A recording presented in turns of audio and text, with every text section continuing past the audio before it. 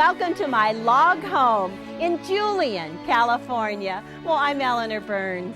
The log cabin quilt is probably the most well-known quilt design. It was popularized in the late 19th century. Well, with its repeat blocks, it represents order, simplicity, and union. It's the very heart of frontier America. Now, the log cabin block has a central square with alternating light and dark fabric logs arranged around the square. Now, the pioneers arranged blocks in various patterns, and then they gave the patterns names associated with their farming as fields and furrows. Now, that represents the highs and lows of the newly plowed field. And this one is just beautiful, has scraps of shirting throughout it. I just love it. And then there's barn raising, with the lights and the darks resembling a barn's post and beam framework. Now, this one is outstanding. It has black velvet centers and then logs of silks and wools. It's just wonderful. Now, a farmer's workday was certainly affected by the light and dark. Now, this particular pattern is very old. This is a well-loved quilt. And then there's streak of lightning, certainly affiliated with a farmer's weather in his day too. Now, the layouts for the log cabin blocks are endless. The log cabin pattern was long associated with the Underground Railroad oral history. Now, Gladys Marie Fry, in her book, Stitched from the Soul, Slave Quilts from the Antebellum South, suggested that a log cabin quilt with a black center was a signal on the Underground Railroad. Now, if a black center was discovered on a quilt hanging outside a house, it would represent a safe house for runaways to stop at. Now, this is actually the courthouse steps quilt, but it is a variation of the log cabin. Now, a yellow center represented a candle in the window, a candle to guide a person safely home to a log cabin. Well, today I'm going to show you how to make a log cabin quilt, and we're going to make our quilt in a day.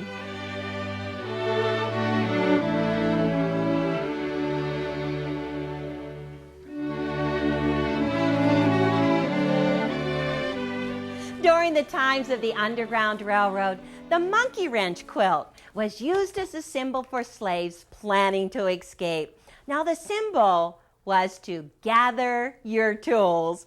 Well, I've been out gathering my tools because today we plan to escape and make our quilt. Now, I gathered a rotary cutter, a 6 by 24 inch ruler, a small pair of scissors, and this ruler cutter combination tool. So if I want to do some real fast cutting, I can get it done quick.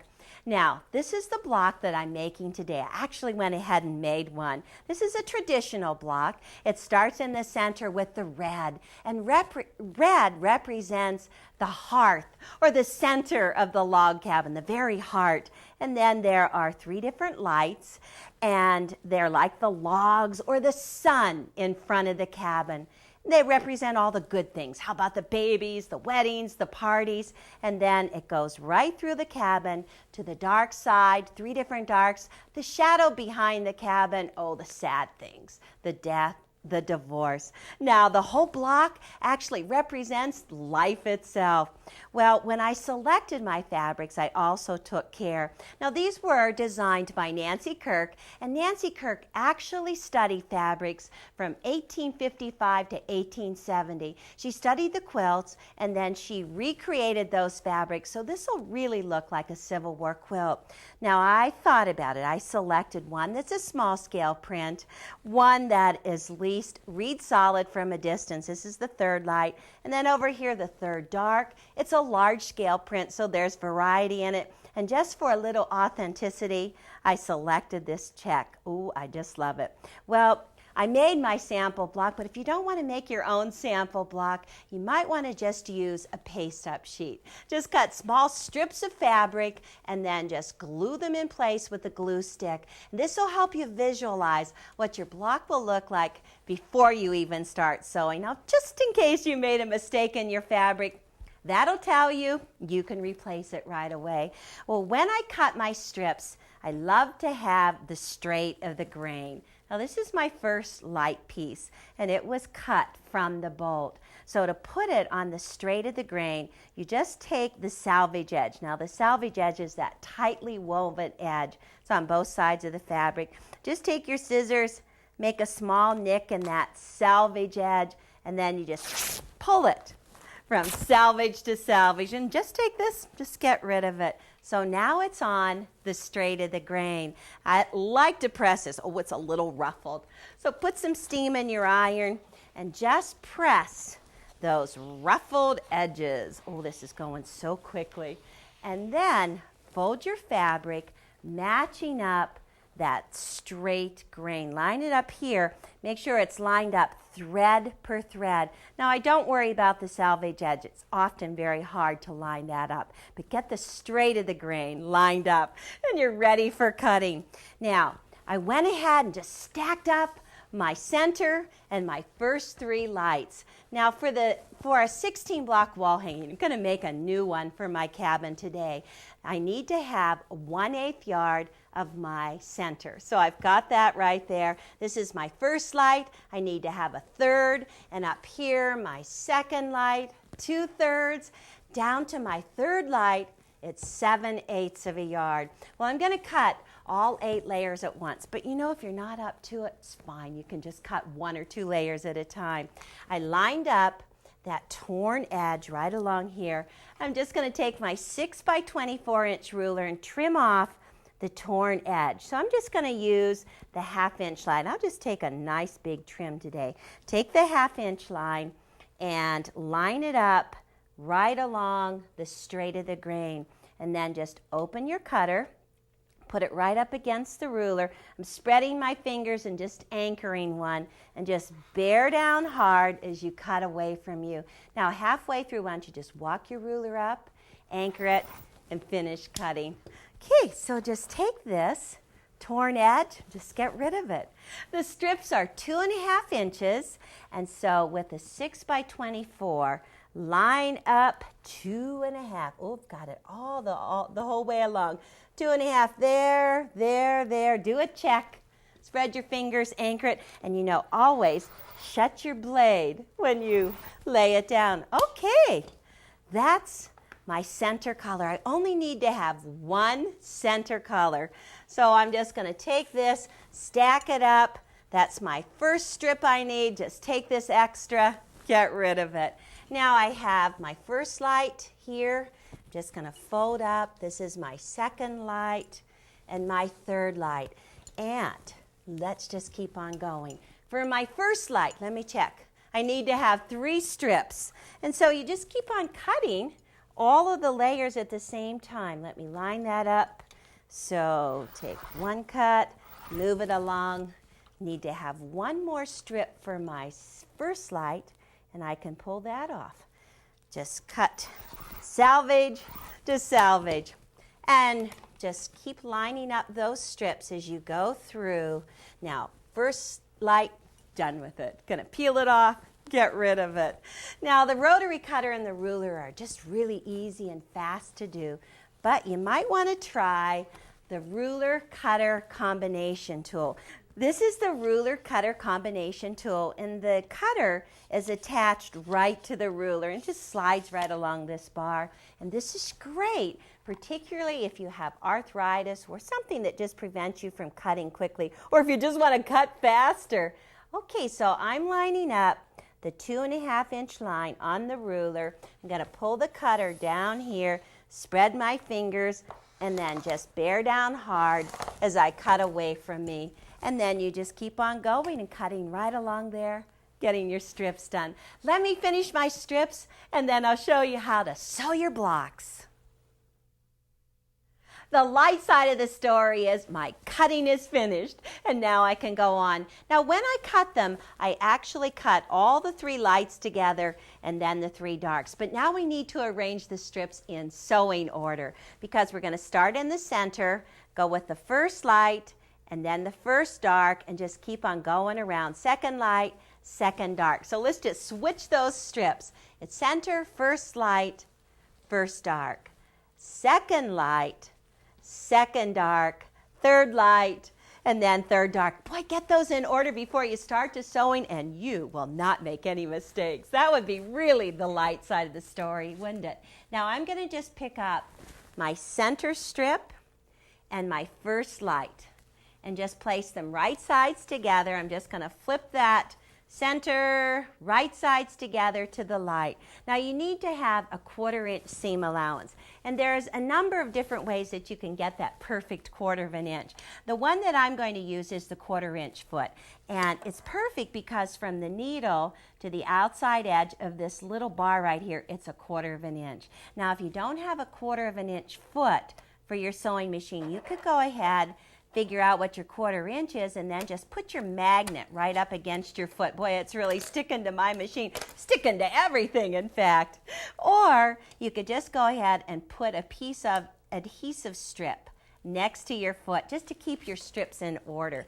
You just want to get that 1/4 inch seam and 15 stitches to the inch. Now on a computerized sewing machine, 15 stitches to the inch would be a 2.0, so I'm just going to change to a 2.0. Well, we've got everything set up. Center is on top, first light on the bottom. Just line up the right edges, and then if you see that your strips are not perfectly lined up on the opposite side, check, because maybe you didn't quite cut your strips straight or whatever. Okay, now I've got my red. Oh boy, did the slaves love red.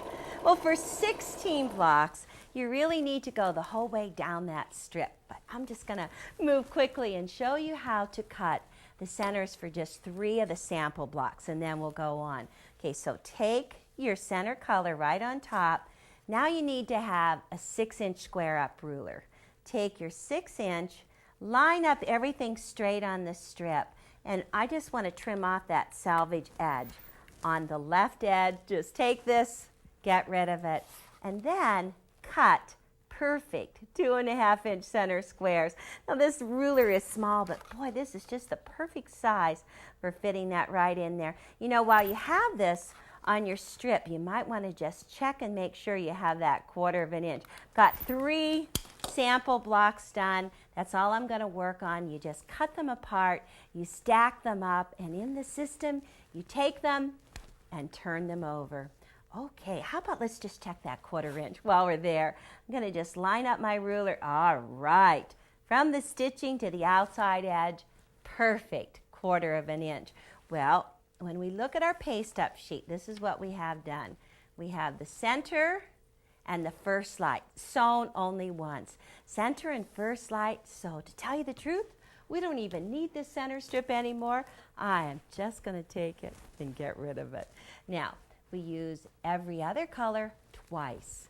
So I'm going to pick up another first light, put it right side up, and I'm just going to drop my presser foot right on top like this. Now if you get your pieces lined up perfectly, you'll never make an error. Always keep your stitching parallel with the edge of the table, and that way you'll always have it in order. Grab hold of the top right corner, just shake it out, and place it right sides together to your strip. I'm just going to hold on to those threads. Now, I've got this seam going away from my center. So if you have a stiletto or just use your fingers, push that seam up and flat. You always want to push it away from the center. Okay, and then pick up the second block and just stitch it right behind. It looks like we're just on an underground railroad right now, huh? Our train's going along. Okay, pick up the second piece, just grab hold of that corner, shake it out, place it right sides together to it, and I'm just butting it right behind. Use the stiletto to help feed it. I'm holding the opposite end. I'm giving a tug because I don't want to have a little pucker right at that seam. Okay, well that's my 3 sample pieces done, and I want to show you how they're all just one after the other. Every one is exactly the same as the first.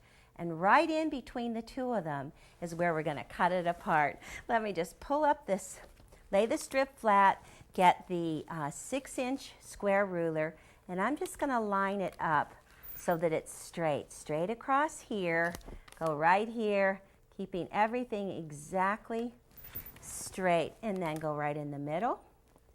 Cut right here. Slide it along. Just keep on stacking them up. Oh, let me see. One more cut. And stack them up. And in the system, you take the whole stack, turn them over. And let's check. Now, we've done the center once. We've done the first light twice. That's all you have to do. First light, gone. And then, you can get rid of these too.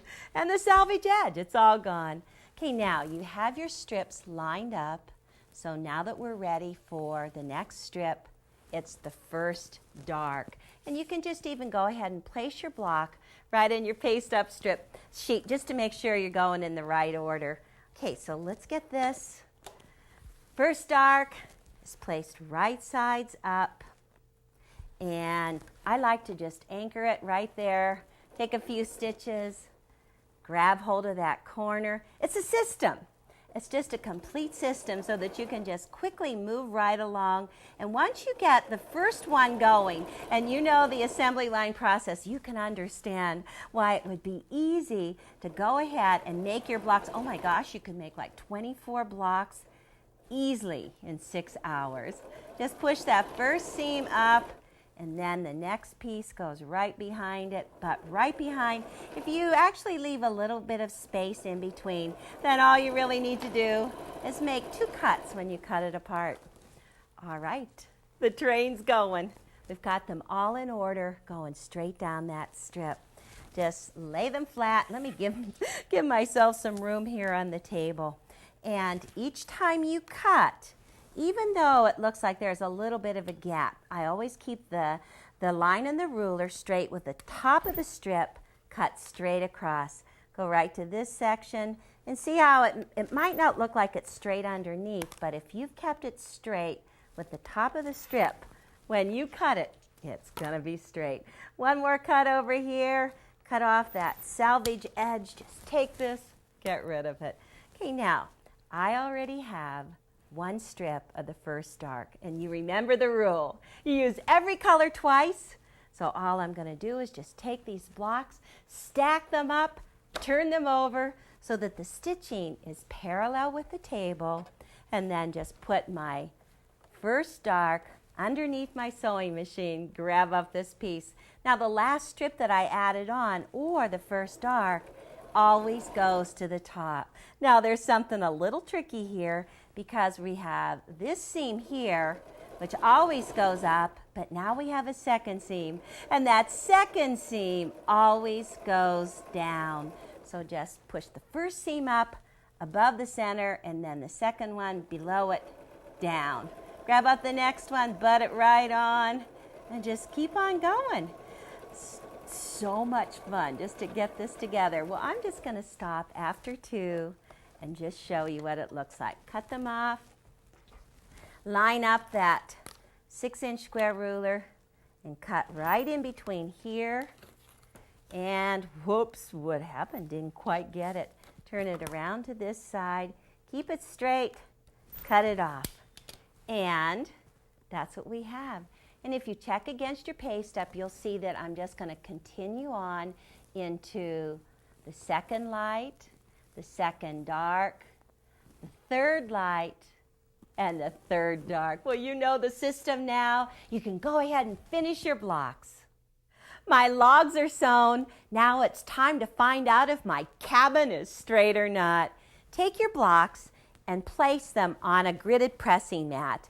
And go ahead, place them right side up and press from the center out. And I like to just really get into each one of those seams so that there aren't any tucks or any folds left at each one of them. And then once you have it pressed from the right side, just flip it over and press from the wrong side. Oh my gosh, it's just as pretty from the back side as it is from the front. Sometimes I think that we ought to just have the blocks inside out and they would look good. Now go ahead and do a check because your seams should all be laying flat from the center out. If one is twisted the opposite direction, it's better to just leave it that way instead of clip it and turn it because at that clip point, it'll eventually wear and the hole will result. So just leave it like that.